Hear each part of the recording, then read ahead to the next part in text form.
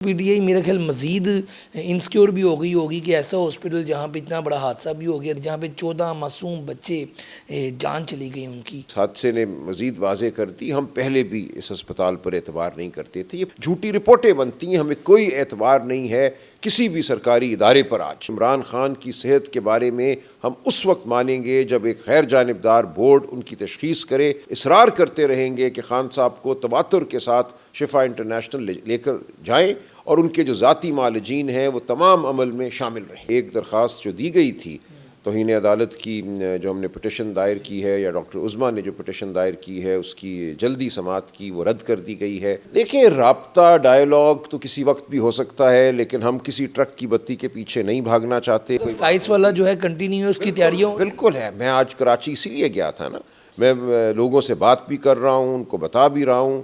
سہیل آفریدی صاحب انشاءاللہ 3 ستمبر سے سندھ کا ایک دورہ کریں گے۔ السلام علیکم ناظرین، میں ہوں آپ کا میزبان علی طارق اور آپ دیکھ رہے ہیں کیپٹل ٹی وی۔ ناظرین، پاکستان تحریک انصاف کے جنرل سیکرٹری سلمان اکرم راجہ صاحب ہمارے ساتھ موجود ہیں اس وقت۔ اور راجہ صاحب، یہ بتائیے گا کہ ابھی آپ کراچی کا دورہ کر کے آ رہے ہیں، اس سے پہلے آپ اسلام آباد میں پیمز ہاسپٹل میں، جہاں پہ 14 معصوم بچے جان چلی گئی ان کی، وہاں پر بھی تھے۔ تو پہلے پیمز پہ ہم بات کر لیتے ہیں۔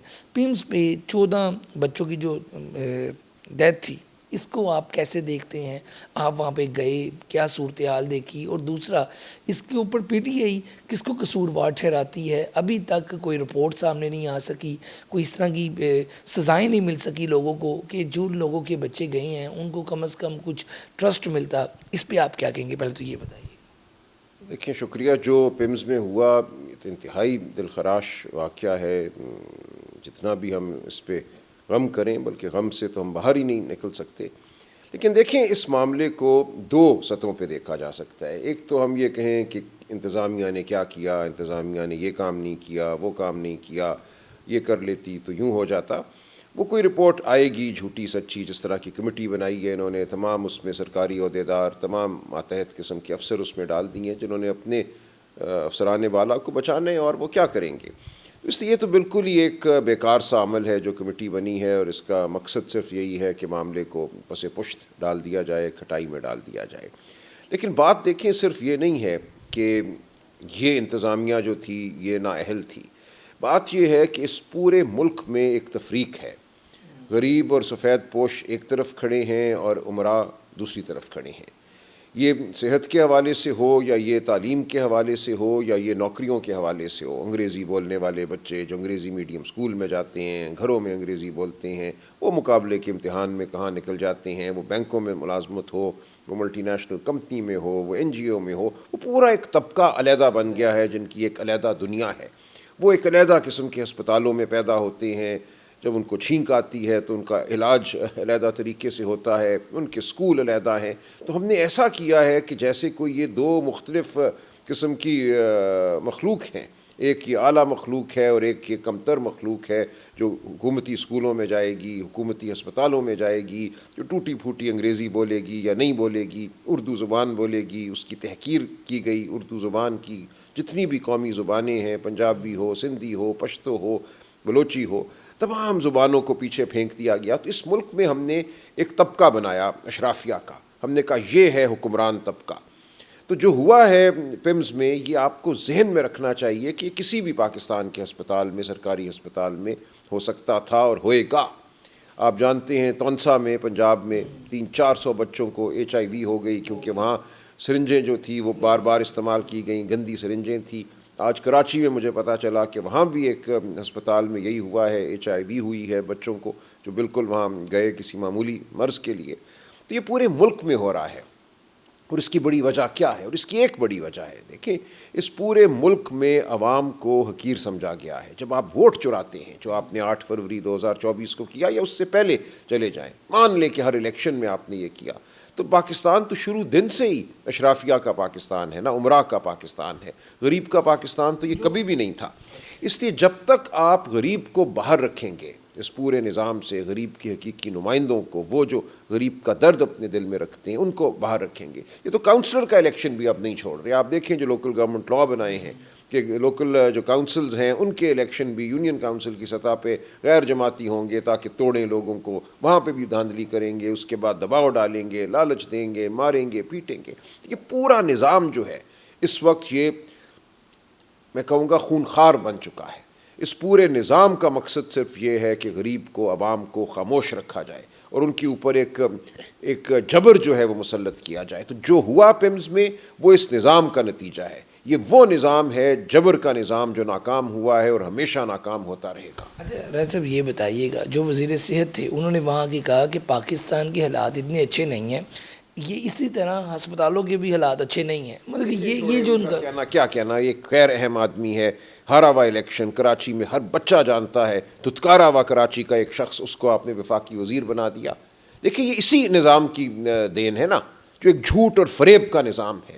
جو کوئی بھی اس نظام کا خالق ہے اس کو شرمسار ہونا چاہیے، وہ ہے اصل میں اس تمام ابتری کا ذمہ دار، اور یہ ہمیشہ سے ہو رہا ہے، ایک شخص نہیں ہے، آج ایک ہے، اس سے پہلے کوئی اور تھا۔ صاحب اب عمران خان صاحب کی صحت کے حوالے سے بتائیے گا کہ اب ان کو آرڈر سے سپریم کورٹ کے الشفا لے کے جائیں، ان کو بھی اسی ہاسپٹل پیمز میں لے کے آئے۔ اب تو پی ٹی آئی میرا خیال مزید انسیکیور بھی ہو گئی ہوگی کہ ایسا ہاسپٹل جہاں پہ اتنا بڑا حادثہ بھی ہو گیا دوبارہ کبھی وہاں پہ نہ لے کے جائیں۔ دیکھیں یہ بات تو چلیں اس حادثے نے مزید واضح کر دی، ہم پہلے بھی اس ہسپتال پر اعتبار نہیں کرتے تھے۔ یہ پورا نظام پھر وہی بات ہے، جبر زدہ ہے، جھوٹ کا نظام ہے، یہاں غلط رپورٹیں بنائی جاتی ہیں، یہاں سیاسی حریف کو نقصان پہنچانے کے لیے یا جس پہ آپ کی نظر کرم ہو اس کو فائدہ پہنچانے کے لیے جھوٹی رپورٹیں بنتی ہیں۔ ہمیں کوئی اعتبار نہیں ہے کسی بھی سرکاری ادارے پر۔ آج تمام سرکاری ادارے جو ہیں وہ جبر اور فریب کا شکار ہو چکے ہیں۔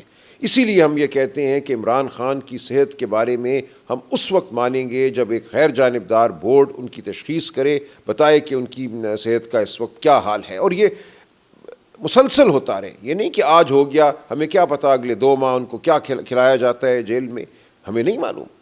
تو اس لیے یہ تمام معاملات ایسے ہیں جن کو ہمیں نہیں ماننا، اس جبر کے نظام کو نہیں ماننا۔ ہم اصرار کرتے رہیں گے کہ خان صاحب کو تواتر کے ساتھ شفا انٹرنیشنل لے کر جائیں اور ان کے جو ذاتی معالجین ہیں وہ تمام عمل میں شامل رہیں۔ صاحب یہ بتائیے گا کہ ابھی جو ڈاکٹر عظمیٰ صاحبہ ہیں انہوں نے ایک اور اپلیکیشن بھی دی ہے کہ ان کی توہین عدالت تو پہلے چل رہی تھی، اب دوبارہ دی ہے کہ جی جلدی علاج ہو، ان کی طبیعت خراب ہے۔ تو اب آپ کب تک کا آپ کو ایز اے لائر بھی اور یہ سارے معاملات ایڈوکیٹ بھی یہ بتائیے گا کب تک آپ کو لگ رہا ہے کہ ان کی یہ سنوائی ہوگی اور ان کو شفا میں جو ہے منتقل کیا؟ کہ میں کچھ کہہ نہیں سکتا اس حوالے سے، یہ فیصلے کیوں ہوتے ہیں، کیسے ہوتے ہیں، میں اس پہ کوئی تبصرہ نہیں کرنا چاہتا، لیکن یہ ضروری ہے ہم بات کرتے رہیں گے، تقاضا کرتے رہیں گے۔ ایک درخواست جو دی گئی تھی توہین عدالت کی، جو ہم نے پٹیشن دائر کی ہے، یا ڈاکٹر عظمیٰ نے جو پٹیشن دائر کی ہے اس کی جلدی سماعت کی، وہ رد کر دی گئی ہے۔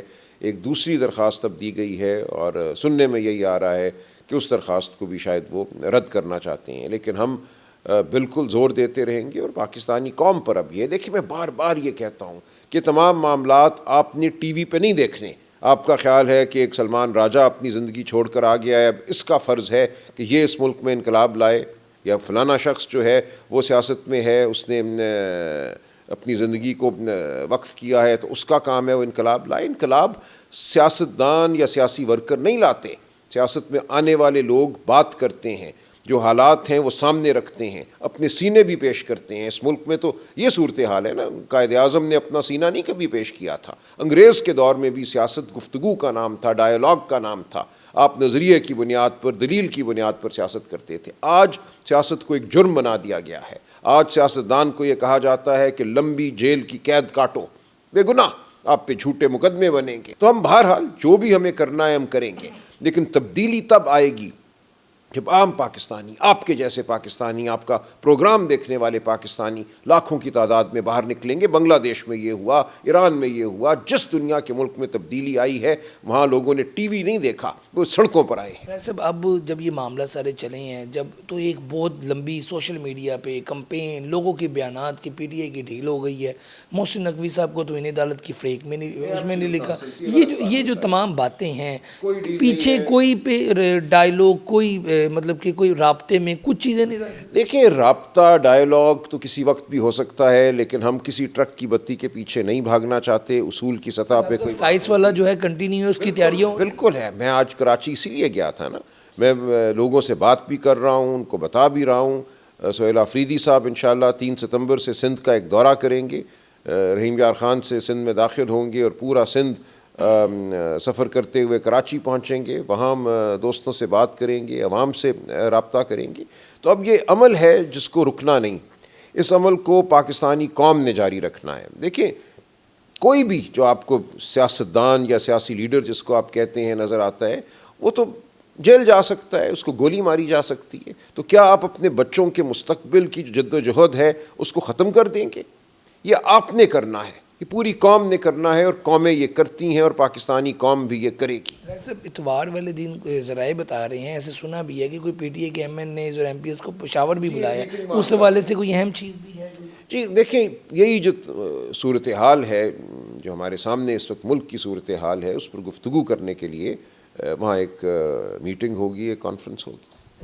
دوبارہ یہ بتائیے گا کہ اس ٹائم جو پی ٹی آئی کے معاملہ چل رہے تھے اور یہ سارے کچھ خبریں بھی آئیں، جو خان صاحب کی ملاقات ہوئی نورین صاحبہ سے، ڈاکٹر عظمیٰ سے، تو اب کچھ خبریں دوسری طرف سے یہ آئی ہیں، وہ افواہیں ہیں یا کیا ہیں کہ خان صاحب نے کہا کہ علیمہ صاحبہ جو ہیں وہ سائڈ پہ رہیں، یہ اس کے اوپر یہ جو باتیں شیر افضل مروت صاحب نے کی، اس کے اوپر آپ کیا؟ مکمل جھوٹ، مکمل جھوٹ، ٹھیک ہے، اس میں کوئی ذرا سی بھی صداقت نہیں ہے، کوئی خان صاحب کی طرف سے کوئی ایسی بات نہیں ہے کسی کے بھی حوالے سے جو انہوں نے کی ہو۔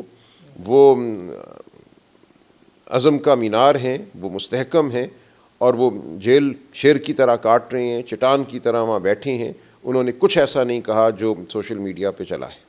دوسرا یہ بھی بتائیے گا کہ اس ٹائم جو اس ڈاکٹر عظمیٰ صاحبہ نے پریس کانفرنس کی اور جو الشفا کے اوپر جو لوگ کارکن نہیں ویسے لوگ آئے ہوں گے، یہ بھی تو اب اس کو حکومت یوز کر رہی ہے اس کی، یہ جو انہوں نے ڈاکٹر عظمیٰ نے کہا کہ ان کی طبیعت فٹ ہے، تو وہ کہنے فٹ آدمی کو کیا ضرورت ہے طبیعت ہاسپٹل ہے، ان کی تشخیص ہونا ضروری ہے، کیوں ان کی آنکھ میں کلاٹ آیا، کیوں ان کا بلڈ پریشر اوپر ہوا۔ انہوں نے صرف یہ کہا ہے جو ان کو ایک عمومی تاثر ملا اپنی ملاقات سے، لیکن جو تشخیص ہونی تھی، جو سپریم کورٹ کا حکم تھا، جو بورڈ نے بیٹھنا تھا، وہ بہرحال لازم ہے، وہ ہونا چاہیے، اور وہ اگر نہیں ہوتا تو یہ سپریم کورٹ کی ساکھ کا بھی سوال ہے، اور خان صاحب کی زندگی کے حوالے سے ہمیں تشویش رہے گی۔ ان کو پوری دنیا سے علیحدہ کر کے، الگ کر کے 10 ماہ بعد بہنوں کی ملاقات کرائی گئی، ہمیں نہیں پتہ اس دوران ان کا کیا علاج ہوا، انہیں کیا خوراک دی جا رہی ہے۔ اس سب کچھ کا تعین ایک ایسا بورڈ کرے گا جس پر ہمیں اعتبار ہو، جس میں خان صاحب کے ذاتی معالج شامل ہوں۔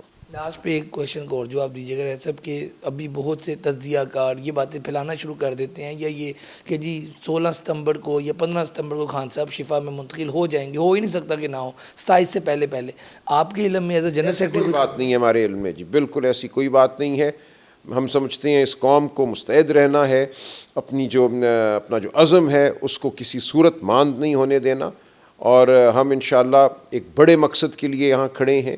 ہم نے اس ملک کے ہسپتالوں کو سنوارنا ہے، تعلیمی نظام کو سنوارنا ہے، اس ملک میں ہم نے غریب کی آواز کو سامنے لانا ہے، وہ آواز سنی جائے، اس آواز کے تحت اس ملک کے فیصلے ہوں۔